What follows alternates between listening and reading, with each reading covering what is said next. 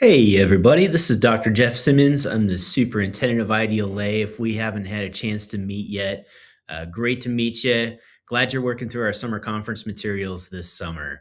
I wanted to walk you through some of the changes that we expect to see as part of the new IDLA Adventureland. As you're aware of, we saw some disruption this last year. And so we have to make some pivots, and our organization is going to change a little bit. And so it's kind of like going back to the drawing board, looking at the blueprint, and trying to figure out what the future of IDLA looks like. So, in this presentation, I'm going to share with you our new strategic plan and how we're going to attempt to meet all of the challenges that we have in front of us.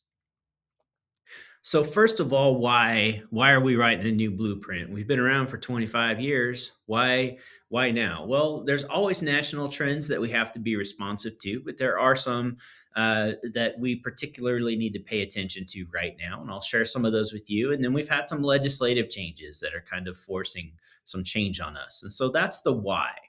Let's start with some national trends. We know that school is now a competitive environment. Unfortunately, public schools, private schools, charter schools, virtual schools, even IDLA, we're all competing for enrollment because enrollment equals funding.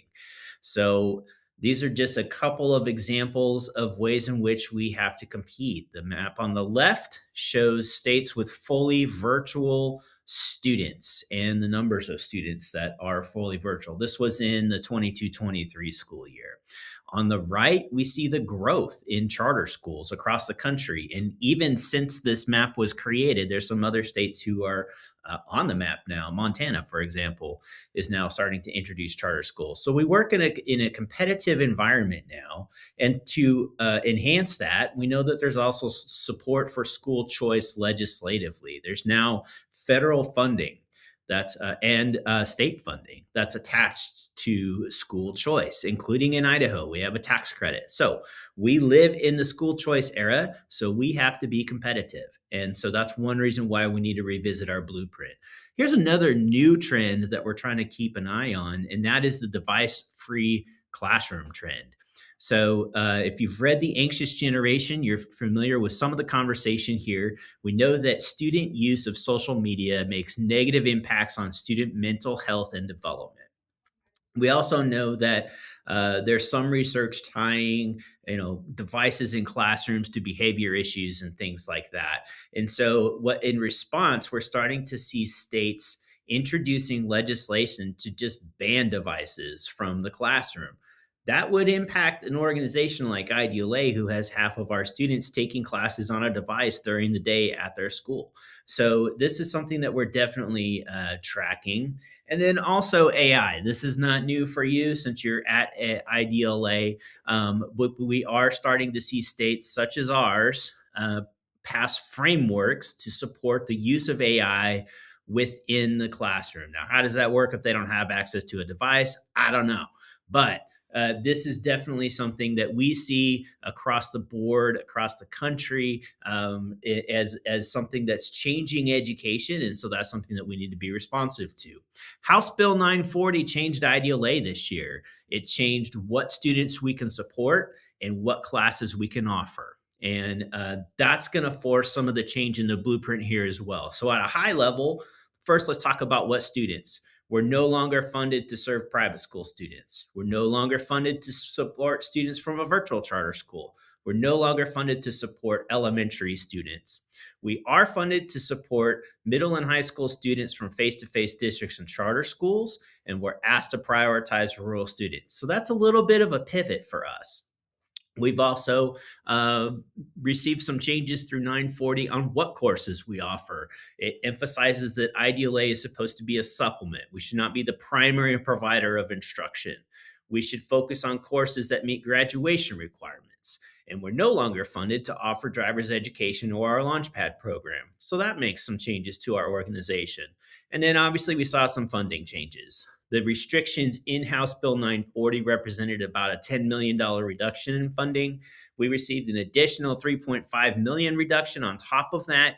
And we now have mandated course fees. So every class has either a $40 or $100 course fee attached to it, depending on whether or not it meets a graduation requirement for that student. So that's the why behind the reason for the new blueprint. So let's look now at what constraints and opportunities we have to work with as we design this new blueprint. I mentioned this already, but House Bill 940 emphasizes that we should be offering courses not offered in small or rural school districts. That's something we already do, but it's something that we need to emphasize and try to prioritize. How are we doing that this year? In the fall, if you're in an urban district and you're a student, you can take 2 IDLA classes. Rural students do not have that limitation. Also, starting with fall registration, we opened up a 1 week window for rural schools only. So the first week of registration is only accessible to rural schools. After that, all students can register. So we're starting to do some things like that to try to prioritize our rural students. We're going to look at our course catalog, and we'll have a leaner and meaner course catalog. The legislation emphasizes that our courses should include credit recovery, dual credit, and courses required by the state of Idaho for graduation. So those are courses that we will continue to emphasize. Courses that don't meet this criteria, we will start to reduce the number of offerings of those classes. I mentioned the funding restrictions already. That definitely makes an impact. The less money we have, the less students we can serve. For this upcoming school year, we are committing some of our fund balance. We have a healthy savings account as an organization. And so we are going to go above the number of students that the state is funding to make sure that we can still serve as many kids as we can. And that's one way we can offset that this year, but that's a one-time impact on us. We do have some opportunities within this. And one is we get to redefine our purpose and our value. We get to re-explain to the state of Idaho why there's value in having a state online program and what online education can do for every student across the state. So that's an opportunity. We can flip that on its head and take advantage of that. We have some other opportunities. One is our use of AI. If you have been around IDLA at all and not under a rock somewhere, you know we've talked about AI. You know that we've offered you tools that you can use, training on how to use those tools. We know that all of our employees, full-time, part-time, have the opportunity to use AI to become more efficient. We're not talking about replacing you with AI. We're talking about helping you be more efficient so that you can create more value with what you already do. That's something that we can use to our advantage. And we're going to double down on our strengths. We have some strengths that none of this legislation took away, and we're going to leverage that to continue to do as much as we can with what we have. This is our greatest strength. It's each of you. Every class we offer has an Idaho teacher. Every class we offer has an Idaho principal. We have 6 strategic goals in our strategic plan. Goals 2 and goals 5 are our priority goals. Those are our deal breaker goals. We will not drop those goals for anything. Goal 5 is that IDLA employs exceptionally caring and competent faculty and staff. Why is that? Because you are the secret sauce. You are what makes a difference for kids. You are what increases quality. We know that we have the ability to continue to create student-centered, personalized, flexible learning opportunities for kids, whether it's the way we structure our courses or the way you teach kids in our courses. We can do this. And this is a strength we already have that we can continue to leverage to do more with what we have. And we have classes already that align to degrees, diplomas, and certificates. We have dual credit courses such as the CNA course that allows you to test for your CNA certification by the end of the class. We have CTE focused classes like our accounting with QuickBooks class. And we even have middle school courses that are aligned to career readiness and graduation requirements. These are things we already have in place that are things we can double down on and generate even more value. And let's talk about AI from the student perspective as well. This fall, all of you will be teaching a class in Buzz. One reason we moved to Buzz is because they have an integrated AI product for students called BusyBee. We worked with Buzz to develop custom instances of BusyBee that appropriately incorporate AI into the learning process the way students will be using AI in the workforce. We have to prepare them for the AI supported workforce. We're going to teach them how to use AI appropriately. Every class in the fall will have at least one Busy Bee supported assignment, but we're not going to stop there. We're going to continue to develop out AI supported assignments throughout our curriculum to make sure that we're providing a world class education for every student. What principles are supporting the new blueprint? This is where we get into the strategic plan. So, one piece that we added to the plan this year that we haven't had in the past is our belief statements. These are things that we believe to our core as part of this organization. And I hope that you believe them too. I think you will because you're here and you believe in the work that we do. But here's our belief statements. We believe that all students deserve access to high quality educational opportunities. We believe that all learning must be student centered, personalized, and responsive. We believe that all schools and districts deserve responsive support, and we believe that all of Idaho deserves a publicly accountable provider focused on student success. These are things that we will not fudge on. We will only stick to these. Anything that we do will align with these beliefs. How are we going to go about trying to represent our beliefs? Who do we want to be when we grow up? That's our vision statement. And our new vision statement says Idaho is a place where every learner thrives anywhere, anytime through innovative, personalized, and equitable digital education. Let's unpack some of those key words. Every learner. I don't care where you live. I don't care what your academic success is. I don't care what your ability or disability is. We believe that every learner deserves quality opportunities, and we're going to serve every learner that we receive. Anywhere, whether you live in Boise or Bliss, you should have the same level of opportunity. And that's a big piece of who we are and what we do. And that's going to continue to be who continue to strive to be, to serve every student everywhere, anytime. We know kids have crazy schedules. They have commitments. They may be trying to do classes above and beyond the school day. They may be medically homebound. They may be traveling. We don't know what the student situation is, but we know that their situation requires flexibility. And so we create learning where time is not a barrier. Innovation will not stop at Ideal A. Even though our budget was cut, we might have to slow down some of the innovation that we had planned, but we will continue to innovate because we will continue to offer the best in class service to kids throughout the state of Idaho. Our learning will be personalized through our curriculum and through our instruction. We'll continue to provide learning experiences that are relevant to kids. And if we are not equitable, we are not doing our job. Equity even exists in the statute that created Ideal A. Equity means every student is receiving the amount of support that they need to reach an even playing field with every other student. And we will continue to fill that role through what we can do to provide capacity and support with online learning. The mission statement is our how. If the vision statement was who we want to be when we grow up, the mission statement is how we're going to get there. Here's our new mission statement. Partner with schools to ensure every student, wherever they live, can access high-quality digital learning designed and delivered by Idaho educators. First word, partner. We don't do anything outside of partnership with a school, and that is key for us. And we believe that we cannot meet the whole needs of a student without that partnership, and we'll continue to support those partnerships with everything that we do. Every student, there it is again. We're going to work with every student wherever they live. Geography is not a barrier to learning. If you see the Ideal A logo and you don't think high quality, we're not doing our job.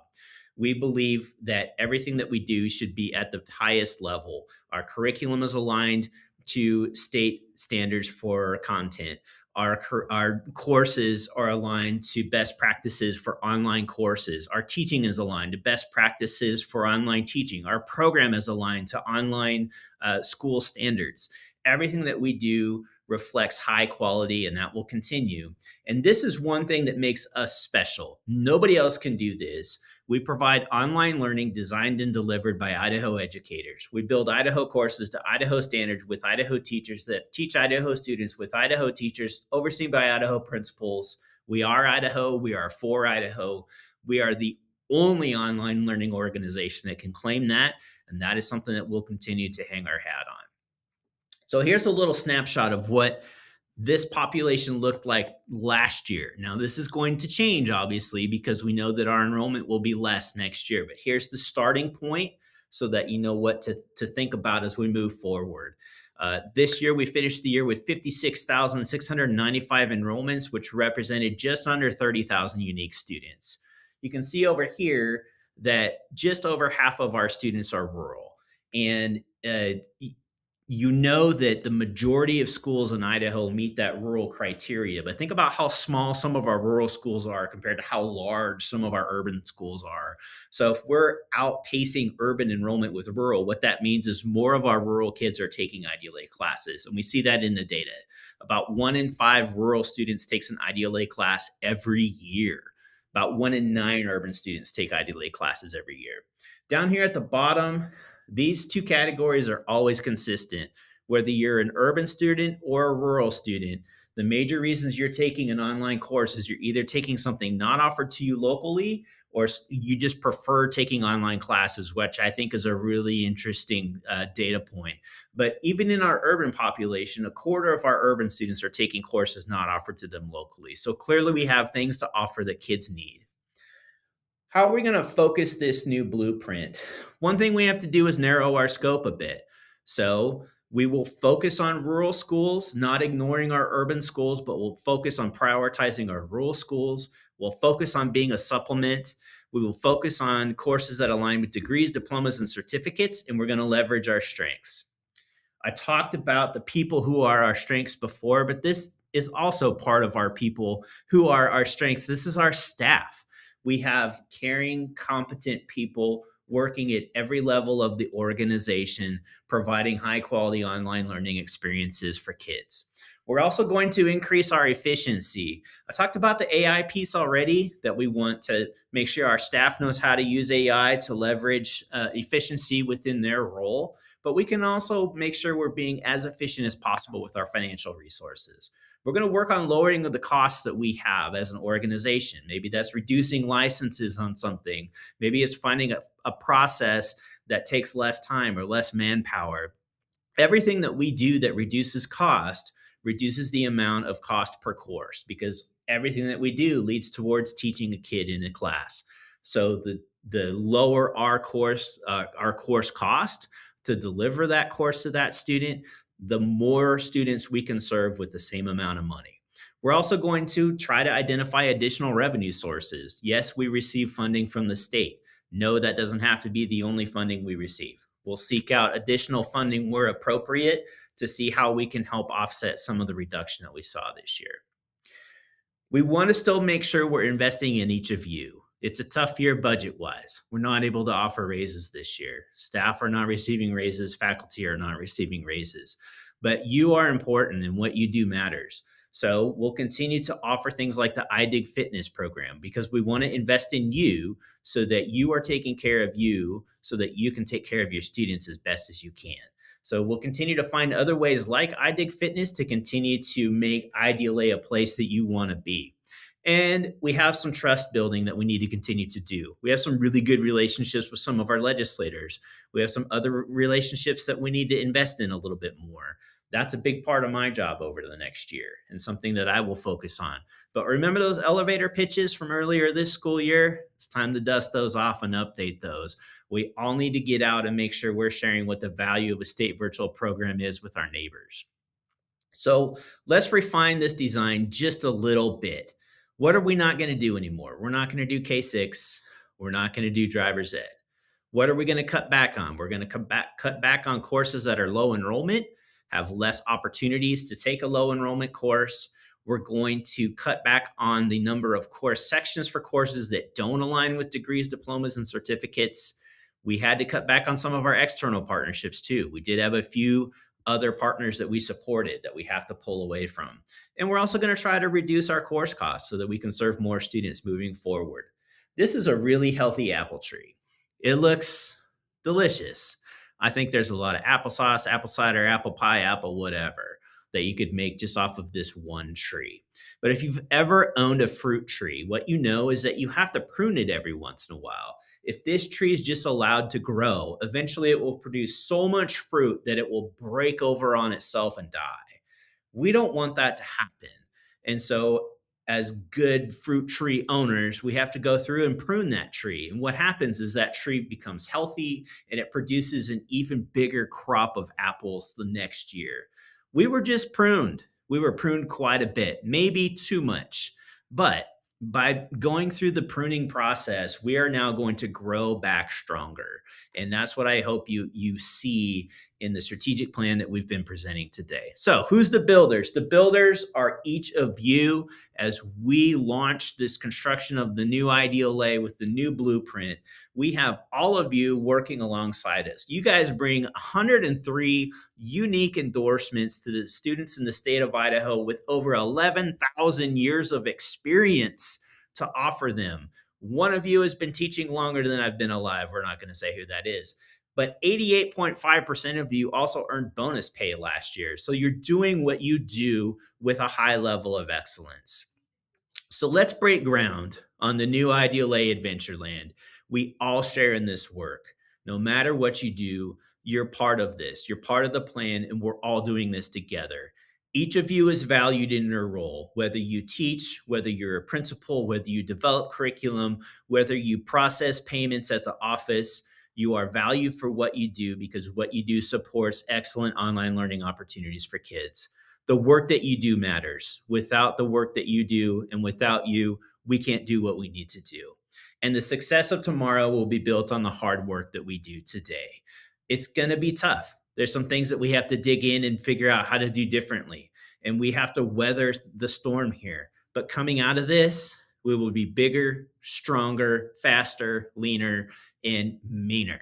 So, thank you for being part of the solution. Thank you for being part of the team and for what you do. Just want to tip my cap to each of you. I look forward to working on the new Ideal A Adventureland with each of you. Hope you have a wonderful summer conference, and I hope to see you soon.